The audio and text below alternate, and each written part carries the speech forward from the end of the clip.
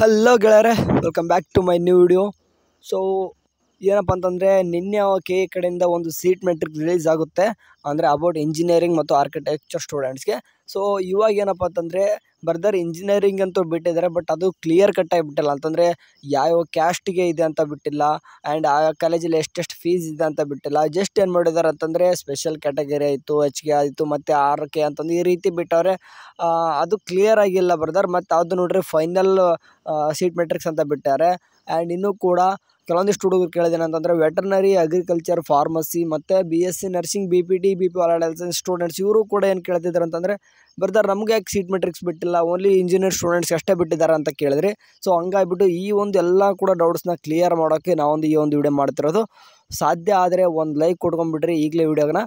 ಆಗುತ್ತೆ ಲೈಕ್, ಒಂದು 200 ಲೈಕ್ ಆದರೆ ಎಕ್ಸ್ಪೆಕ್ಟ್ ಮಾಡ್ತಿರ್ತೀವಿ. ಆ್ಯಂಡ್ ಅದೇ ರೀತಿ ಯಾರಾದರೂ ನಮ್ಮ ಚಾನಲ್ಗೆ ಫಸ್ಟ್ ಟೈಮ್ ವಿಸಿಟ್ ಕೊಡುತ್ತಂದರೆ ಒಂದೇ ಒಂದು ಸಬ್ಸ್ಕ್ರೈಬ್ ಫ್ರೀ ಬಟನ್ ಇರ್ತದೆ, ಒಂದು ಕ್ಲಿಕ್ ಮಾಡ್ಕೊರಿ.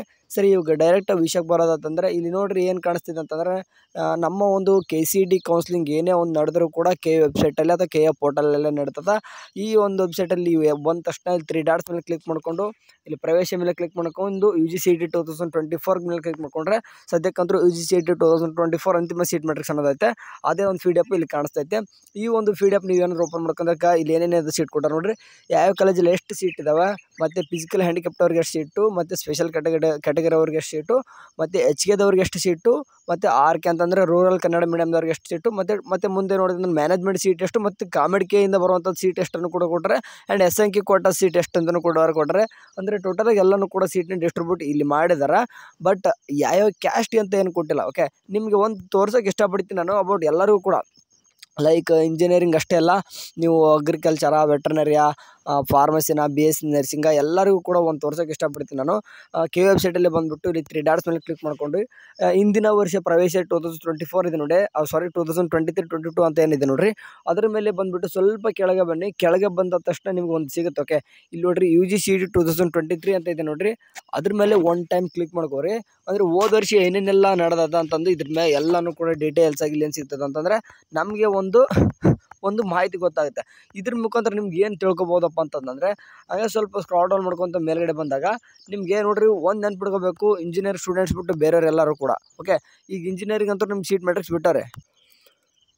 ಈಗ ಇಂಜಿನಿಯರಿಂಗ್ ಬಿಟ್ಟು ಬೇರೆ ಒಂದು ಕೋರ್ಸ್ಗಳು ಸೀಟ್ ಮೆಟ್ರಿಕ್ಸ್ ಯಾವಾಗ ಬರುತ್ತೆ ಅಂತ ಒಂದು ನೋಡೋದಂತಂದರೆ, ಓಕೆ, ಒಂದು ಪ್ರೀವಿಯಸ್ ಇಯರ್ ನಾನೇನು ನೋಡಿದ್ದೀನಿ ಇವಾಗ ತೆಗೆದಿದ್ದೀನಿ ಇವಾಗ. ಓಕೆ, ಅಂದರೆ 2023 KCET ಕೌನ್ಸ್ಲಿಂಗ್ ನಡೀತದಂತ ಒಂದು ಫುಲ್ ಒಂದು ಡೀಟೇಲ್ಸ್ ಒಂದು ಚಿತ್ರಣ ನಿಮ್ಗೆ ಕಾಣಿಸ್ತಾ ಇದೆ. ಇದರಲ್ಲಿ ನೀವು ಸ್ವಲ್ಪ ಸ್ಕ್ರಾಲ್ ಡೌನ್ ಮಾಡ್ಕೊಂಡು ನೀವೇನಾದ್ರು ನೋಡಿದರೆ ಇಲ್ಲಿ ನೋಡಿರಿ UGCET 2024 engineering seat matrix. Okay, engineering seat matrix ಒಂದು ಸಪ್ರೇಟ್ ಆಗಿಬಿಟ್ಟವ್ರೆ. ಆ್ಯಂಡ್ ಅದಾದ ತಕ್ಷಣ ಇಲ್ಲಿ ನೋಡಿರಿ ತಾತ್ಕಾಲಿಕ ಸೀಟ್ ಮೆಟ್ರಿಕ್ಸ್ ಯಾವಾಗ ರಿಲೀಸ್ ಮಾಡಿದ್ದಾರೆ ನೋಡಿರಿ, 2/8/2023 ಅಂತಂದರೆ ಆಗಸ್ಟ್ 2ಕ್ಕೆ ರಿಲೀಸ್ ಮಾಡಿದ್ರು ಒಂದು ತಾತ್ಕಾಲಿಕ ಸೀಟ್ ಮೆಟ್ರಿಕ್. ಅದ್ರ ಮೇಲೆ ನಾವು ಕ್ಲಿಕ್ ಮಾಡ್ಕೋರಿ.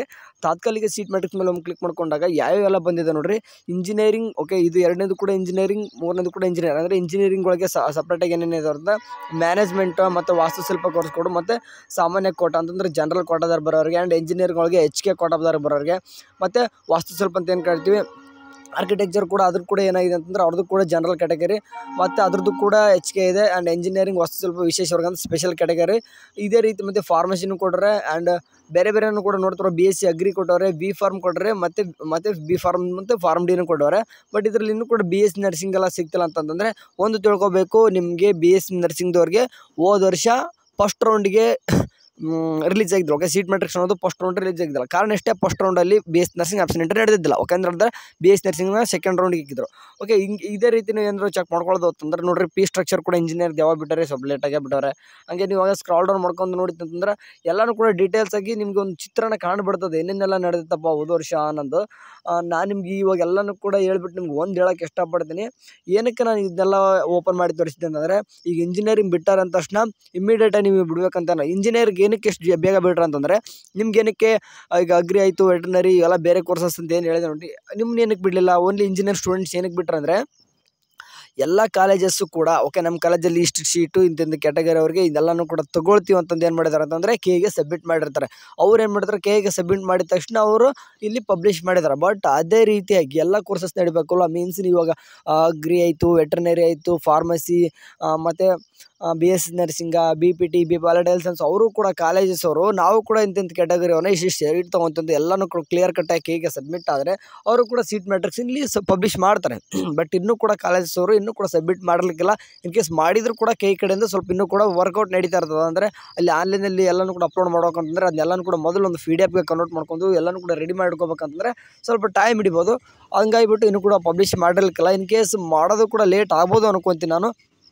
ಯಾಕಂತಂದರೆ ಇನ್ನೂ ಕೂಡ ಕ್ಲಿಯರಾಗಿ ಹೇಳಿಲ್ಲ. ಯಾಕಂದರೆ ಹೋದ ವರ್ಷ ಫಸ್ಟ್ ರೌಂಡ್ BSc ನರ್ಸಿಂಗನ್ನು ಅಂದರೆ ಆಪ್ಷನ್ ಇಂಟರ್ವ್ಯೂ ಮಾಡೋಕ್ಕೆ ಬಿಟ್ಟಿದ್ದಿಲ್ಲ ಅಂತ ಹೇಳಿದೆ. ಅದೇ ರೀತಿ ಈ ವರ್ಷವೂ ಕೂಡ ಆದರೂ ಆಗ್ಬೋದು. ಯಾಕಂದ್ರೆ ಮೆಜಾರಿಟಿ ಆಫ್ ಏನಕ್ಕೆ ಇಂಜಿನಿಯರಿಂಗ್ ಫಸ್ಟ್ಗೆ ಬಿಟ್ಬಿಡ್ತಾರೆ ಅಂತಂದರೆ ಇಂಜಿನಿಯರಿಂಗ್ ಬರೋಬ್ಬರಿ 1,36,000 ರಿಂದ 1,40,000 ತ್ರೋನೇ ನಡೀತಾವೆ. ಓಕೆ, ಕಾಮಿಡಿಗೆ ಎಲ್ಲ ನಾನು ಹೇಳ್ತಿರೋದು ಬರೀ KCET ತ್ರೋನೇ 1,36,000 ಸೀಟ್ ನೀಡೋದ ಕಾರಣ ಇಲ್ಲಿ ಏನಾಗುತ್ತೆ ಅಂತಂದರೆ ಮೊದಲು ಇಂಜಿನಿಯರಿಂಗ್ ಸೀಟ್ನ ಫುಲ್ ಆಗಬೇಕು. ಆ್ಯಂಡ್ ಫೀಸು ಕೂಡ ಇಂಜಿನಿಯರಿಂಗ್ ಕಡೆಯಿಂದ ಜಾಸ್ತಿ ಬರ್ತದೆ ಮತ್ತು ಕಂಪೇರ್ ಟು ಅದರ್ ಕೋರ್ಸಸ್ಗಿಂತ. ಸೊ ಹಂಗಾಗಿಬಿಟ್ಟು ಇಂಜಿನಿಯರಿಂಗ್ದವ್ರನ್ನ ಓಸು ಮೊದಲು ಏನು ಮಾಡ್ಕೋಬೇಕಂದ್ರೆ ತುಂಬ್ಕೋಬೇಕು ಅವರು. ಅಂದರೆ ಫೀಸ್ ಅವ್ರಿಗೂ ಕೂಡ ದುಡ್ಡು ಆಗುತ್ತೆ. ಆ್ಯಂಡ್ ಸೀಟು ಕೂಡ ಯಾವುದೂ ಕೂಡ ಮಿಸ್ ಆಗಲ್ಲ. ಇನ್ ಕೇಸ್ ಅಂದರೆ ಇದು 3 ರೌಂಡು ಕೂಡ ನಡೆಸ್ತಾರೆ. ಅಂದರೆ first round, second round, second extended round, mop up round ಕೂಡ ಮಾಡಿಬಿಟ್ಟು ಎಲ್ಲನೂ ಕೂಡ ಸೀಟ್ ಫುಲ್ ಮಾಡ್ತಾರೆ. ಬಟ್ ನಮ್ಮ ನರ್ಸಿಂಗ್ ಸೀಟ್ ಇರೋದೇ ಕಡಿಮೆ ಇರ್ತದೆ. ಓಕೆ, ಅಂದರೆ 15,000 10,000 ಒಳಗಡೆ ಇರ್ತವೆ. ಆವಾಗ ಇದಕ್ಕೆ ಸೀಟ್ ಬಿಟ್ಟರು ನಡೀತದೆ. ಯಾಕಂದರೆ ಫೀಸು ಕೂಡ ಕಡಿಮೆ ಇರ್ತದೆ. ಆ್ಯಂಡ್ ಇವು ಕಡಿಮೆ ಇರ್ತದೆ ಅಂದ ತಕ್ಷಣ 2 ರೌಂಡ್ಗೂ ಕೂಡ ತುಂಬ್ಕೋಬೋದು. ಬೇರೆ ಒಂದು ಕೋರ್ಸಸ್ ಕೂಡ 2 ರೌಂಡಲ್ಲಿ ನಡೆಸ್ಬೋದು. ಬಟ್ ಇಂಜಿನಿಯರಿಂಗ್ ಜಾಸ್ತಿ ಜನ ಹೋಗೋ ಕಾರಣ ಅದಕ್ಕೆ ಏನು ಮಾಡ್ತಾರೆ ಅಂತಂದರೆ ಮೊದಲು ಪ್ರಿಯಾರಿಟಿ ಅದಕ್ಕೆ ಫಸ್ಟ್ ಕೊಟ್ಬಿಟ್ಟು ಫಸ್ಟ್ ರೌಂಡಿಂದ ನಡೆಸ್ತಾರೆ. ಅದಕ್ಕೆ ಬೇಕಾಗಿತ್ತು ಬೇಗ ಎಲ್ಲನೂ ಕೆಲಸ ಅವ್ರದ್ದೇ ಮಾಡ್ತಾರೆ.